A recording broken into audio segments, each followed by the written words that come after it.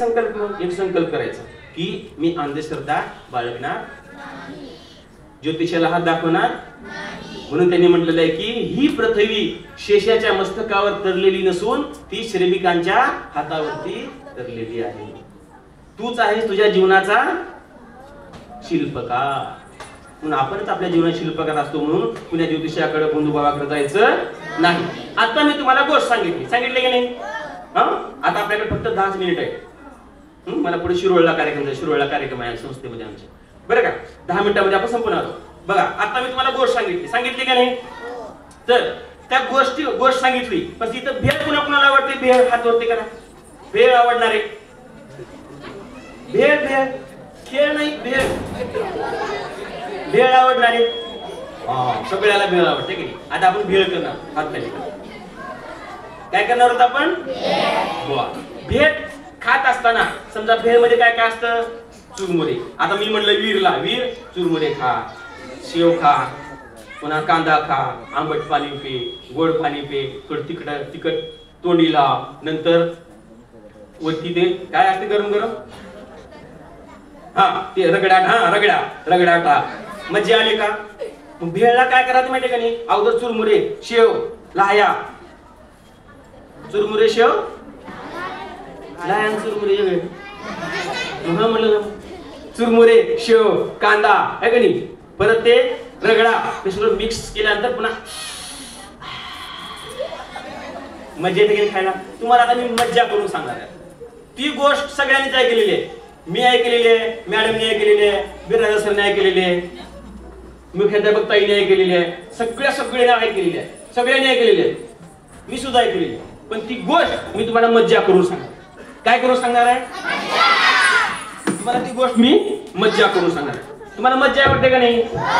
मज्जा आवडते. शाळेत मज्जा खूप आवडते. मज्जा केल्यानंतर मुलं शाळेमध्ये टिकतात. पण मज्जा कसं? प्रमाणात मज्जा पाहिजे. जास्त आगाऊपणा आपण नको, आहे की नाही? मग ती मज्जा करून तुम्हाला एक गोष्ट सांगणार आहे. ती गोष्ट कोणाची आहे बघा, सर्वांना माहिती. ससा कासवाची ऐका कहाणी, ससा कासवाची ऐका कहाणी, धावण्याची शर्यत लावली होत्यानी, धावण्याची शर्यत लावली होत्यानी, हो ससा कासवाची ऐका कहाणी. असं म्हणल्यानंतर तो ससा कासवाला म्हणाला, माझ्यासोबत शर्यत लावायला तयार आहेस का? असं म्हणल्यानंतर कासव मात्र बिचारा गप्प बसला. तरी पण तो ससा त्या कासवाला म्हणाला, मुकाबला मुकाबला, अरे कासवा कासवा कासवा, माझ्याशी तू करशील का रे? हे मुकाबला मुकाबला, अरे कासवा कासवा कासवा. असं म्हणल्यानंतर कासव मात्र जाम चिडला बरं का आता. आणि तो कासव त्या सशाला म्हणाला, तरी पण सांगतो आईला विचारून, उद्याला येतो मी धावायला,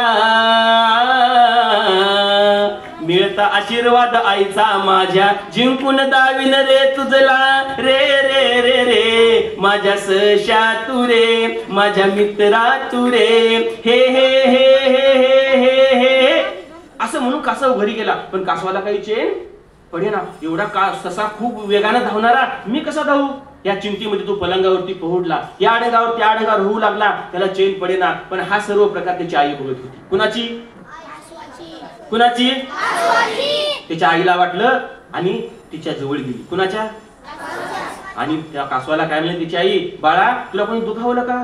तुला कोणी बोललं का? तुला कोणी रागराग केलं का? असं काय करतोस? असं म्हणल्यानंतर कासवाला काय वाटलं की माझ्या मनामध्ये सगळे भाव आता आईने ओळखले. म्हणून कासव आपल्या आईला काय सांगतो बघा, कसा सांगू मी आई तुला ग, कसा सांगू मी आई तुला ग, एका सशाने अपमान केला, एका सशाने अपमान केला, रात काळी उठून मजला आव्हान देऊन, रात काळी उठून मजला आव्हान देऊन, धावण्या शर्यतीचा मुकाबला केला, एका सशाने अपमान केला. असं कोण म्हणाल? कुणाला? Very good. मग आई त्याची काय म्हणाली, बाळा तू अजिबात घाबरू नको, तू अवश्य उद्या कुठं जा, शर्यतीला जा. तरी पण कासव झोपत नव्हता. त्याची आई म्हणाली, निंबोनीच्या झाडा मागे चंद्र झोपला ग बाई, निंबोनीच्या झाडा मागे चंद्र झोपला ग बाई, आज माझ्या कासवाला झोप का ग येत नाही, निंबोनीच्या झाडा मागे चंद्र झोपला ग बाई. असं म्हणल्यानंतर कासव झोपी गेला, आई झोपी गेली. पहाट झाली, कोंबडा आरवला, बाळाला आईनं उठवलं, बाळ कासव उठला, बाळानं आंघोळ केली. आता बाळ कासव कुठे निघाला? शर्यतीला निघाला. तिकडं ससा वाट बघत थांबला होता. आता कासव येणार, माझ्यासोबत शर्यत लावणार, मी शर्यत जिंकणार. या गर्वामध्ये, या अहंभावामध्ये तो ससा बसला होता. आता कासव कुठे निघाला? शर्यतीला जात असताना चैत्याला पंचारत्या ओवळते आणि म्हणते, बाळा चालला सरना घरा बांधी ते तोरणा, शर्यत जिंकून तू ये रे तुझ करी ते औक्षणा. असं म्हणल्यानंतर आता कासव निघाला कुठं? इकडे मात्र ससा वाट बघत ठेवला होता. सशाची कासवाची भेट झाली. ससा कासवाला म्हणाला, शर्यतीला तयार आहेस का? कासवाने आपली छोटीशी मान डोलावून होकार दिला आणि ससा म्हणाला, 1 2 3 म्हटल्या बरोबर विद्युत गतीने धावणारा ससा खूप दूर निघून गेला. कासव मात्र विल्या पावलाने त्याच्या मागे चालत चालत चालत चालत जाऊ लागला. ससा खूप दूर गेला. सशानं मागे वळून पाहिलं, त्याला कासव कुठं दिसेना. एका झाडाखाली हिरवं गवत दिसलं. कुणाला? सशाला हिरवगार गवत दिसलं. त्या गवतावर ताव मारली.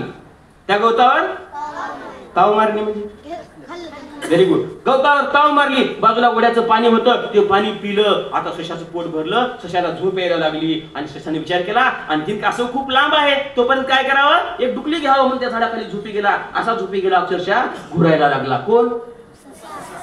पण कासव बिचारा कुठंच थांबला नाही, कुठंच थांबला नाही. सारखं चालत चालत चालत चालत राहिला. जात असताना कासवाचं लक्ष झोपलेल्या सशाकडे गेलं. झाडाखाली गेला तर काय, ससा घुरत होता.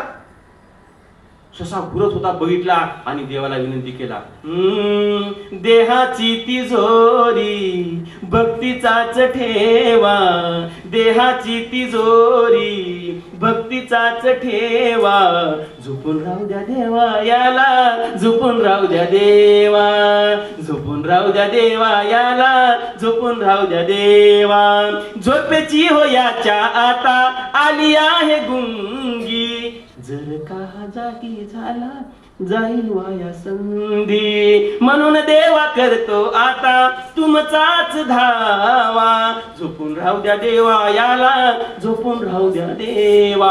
असं म्हणून आता कासव कुठे निघाला? शरीरच्या ठिकाणाकडे निघाला. जात जात जात जात जात जात जाऊन त्या ठिकाणी कासव पोहोचला. इकडे मात्र ससा खडबडून जागी झाला. बघतो तर काय, त्याला कासव कुठं दिसेना. इकडे तिकडे बघितला, विचार केला, आणखी कासव खूप लांब आहे असं म्हणाला आणि धावायला सुरुवात केला. कोण? कोण? धावायला सुरुवात केला. धावत धावत धावत धावत घामे घुम झाला, घामे घुम झाला आणि त्या ठिकाणी जाऊन पोहोचतो तो बघतो तर काय, त्या ठिकाणी कासव आपली छोटीशी मान डोळावत त्या सशाची वाट बघत थांबला होता. हा सर्व प्रकार पाहून सशाला खूप वाईट वाटलं. सशाच्या डोळ्यातून अक्षरशः पाणी यायला लागलं. ससा रडू लागला. आता काही रडून उपयोग होता का? काहीच उपयोग नव्हता. मग तो ससा म्हणाला, कशी नसीबान थट्टा आज मांडली, कशी नसीबान थट्टा आज मांडली, माझ्या झोपेने हो माझी फजिती केली, कशी नसीबान थट्टा आज मांडली. म्हणून ससा रडू लागला. आता रडून काही उपयोग होता का?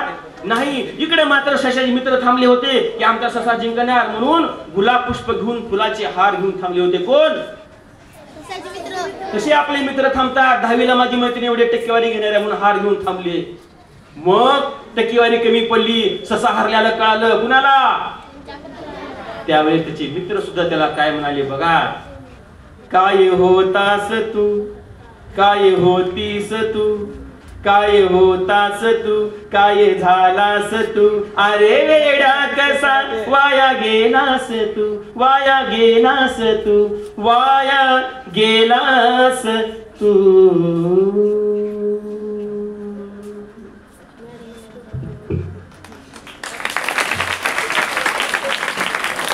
या गोष्टीमधून आपण एक शिकायच्या मोठ्या मुलांनी आळस कधी करायचं